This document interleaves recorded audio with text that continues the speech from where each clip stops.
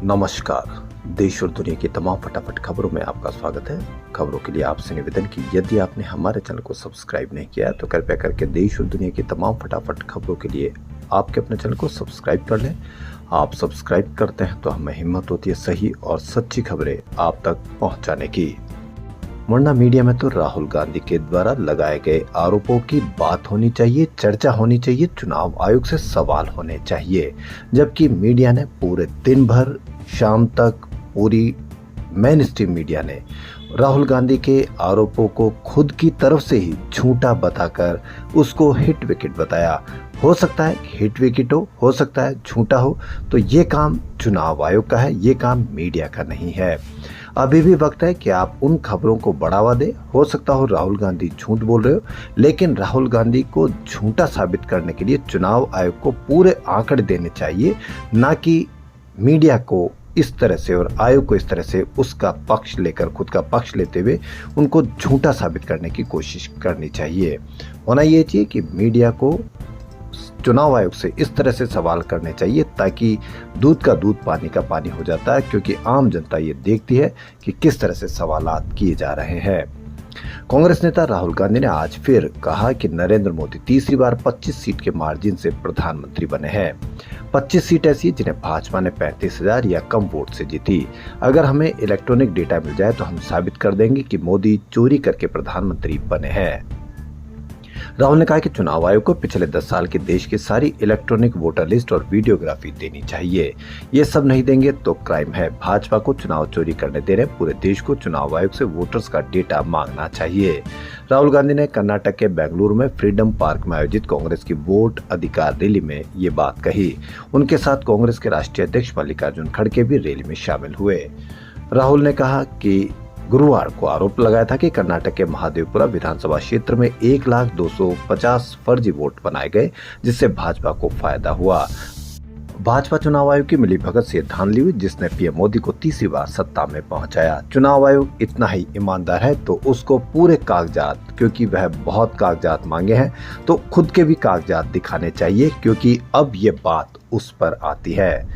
पूरा electronic data उसको दिया जाए ताकि क्या साबित कर सकते हैं राहुल गांधी या क्या साबित नहीं कर सकते हैं। इससे पूरे देश में पारदर्शिता होगी और चुनाव आयोग के प्रति एक विश्वास जगेगा। वरना आज जिस तरह से आयोग की वेबसाइट बंद की गई, उससे आम आदमी को फिर से शक गहरा गया है। दुनिया भर के देशों को टैरिफ से डरा रहे अमेरिकी राष्ट्रपति डोनाल्ड ट्रंप भारत के 2 पड़ोसी देशों पर खासे मेहरबान है। ट्रंप ने पाकिस्तान पर 19% तो बांग्लादेश पर 20% टैरिफ लगाने का ऐलान किया है।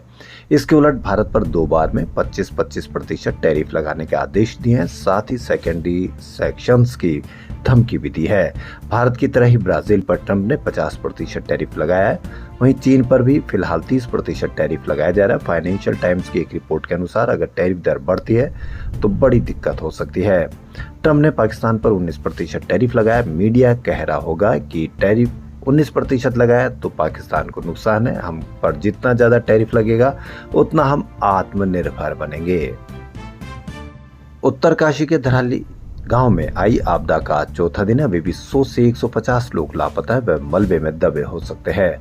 पूरी तरह से रेस्क्यू शुरू होने में 4 दिन का समय और लग सकते हैं। धराली के 80 एकड़ में 20 से 50 फीट तक मलबा फैला। इसे हटाने के लिए सिर्फ 3 जेसीबी मशीनें लगी है। मलबे के नीचे दबे लोगों की तलाश के लिए हाईटेक थर्मल सेंसिंग उपकरण और बड़ी मशीनें चाहिए, लेकिन ये सभी 60 किलोमीटर दूर भटवाड़ी में रास्ता न खुलने की वजह से 2 दिन से अटका हुआ है। इसकी चर्चा होनी चाहिए ताकि आम आदमी को ये लगे कि आम आदमी के लिए चर्चा की जा रही है, लेकिन चर्चा किस पर की जा रही है यह आप भली भांति जानते हैं। Chief justice of India B R. Gavai ने गुरुवार को कहा कि नवंबर में रिटायरमेंट से पहले उपयुक्त घर मिलना मुश्किल है, लेकिन मैं नियमों के तहत तय समय सीमा में अपना सरकारी आवास खाली कर दूंगा। सीजेआई गवई ने ये बात जस्टिस सुधांशु धूलिया के विदाई कार्यक्रम में कही। सीजेआई गवई ने कहा कि मैं जस्टिस धूलिया को सुप्रीम कोर्ट में आने के बाद से जानता हूं, वह बहुत ही गर्मजोश और न्यायपालिका को समर्पित व्यक्ति है। उनका योगदान हमेशा याद रखा जाएगा। धूलिया उन जजों में से एक होंगे जो रिटायरमेंट के बाद अपना सरकारी आवास तुरंत खाली कर देंगे। चीफ जस्टिस गवई ने ये बात पूर्व सीजेआई चंद्रचूड़ के सरकारी आवास खाली करने के 7 दिन बाद कही है। पूर्व चीफ जस्टिस चंद्रचूड़ 10 नवंबर 2024 को रिटायर्ड हुए थे, लेकिन उन्होंने 265 दिनों के बाद 1 अगस्त 2025 को सरकारी बंगला खाली किया। संसद के मानसून सत्र का शुक्रवार को 15वां दिन है। वित्त मंत्री निर्मला सीतारमण ने राज्यसभा में इनकम टैक्स बिल 2025 वापस लेने का प्रस्ताव रखा। यह बिल आयकर से जुड़े कानूनों को एक साथ लाने और उनमें बदलाव करने के लिए बनाया गया था, लेकिन अब इसे वापस ले लिया गया है। इसी बीच लोकसभा राज्यसभा में विपक्ष के बिहार में एसआईआर के मुद्दे पर हंगामे के चलते दोनों सदनों को 11 अगस्त की सुबह 11 बजे तक के लिए स्थगित कर दिया गया है। 21 जुलाई को शुरू हुए मानसून सत्र के बाद से संसदीय कार्यवाही करीब ठप रही है। बिहार में वोटरों के वेरिफिकेशन मामले में विपक्षी पार्टियों ने हर दिन विरोध प्रदर्शन किए। 14 दिनों के दौरान 28 और 29 जुलाई को सदन में पूरे दिन की कार्रवाई चली। दोनों दिन पहलगाम आतंकी हमले और ऑपरेशन सिंदूर पर दोनों सदनों में चर्चा हुई थी। गृह मंत्री अमित शाह और नीतीश कुमार ने आज सीतामढ़ी में माता जानकी मंदिर का भूमि पूजन किया। इस दौरान डिप्टी सीएम सम्राट चौधरी भी उनके साथ मौजूद रहे। कार्यक्रम को संबोधित करते हुए नीतीश कुमार ने पुरानी सरकार को घेरा। अमित शाह ने एसआईआर से लेकर ऑपरेशन सिंदूर पर अपनी बात रखी। उन्होंने यह भी बताया कि मोदी जी बिहार का दौरा कर रहे, मैं संगठन की मीटिंग कर रहा हूँ। बिहार में स्पष्ट बहुमत से एनडीए की सरकार बन रही है।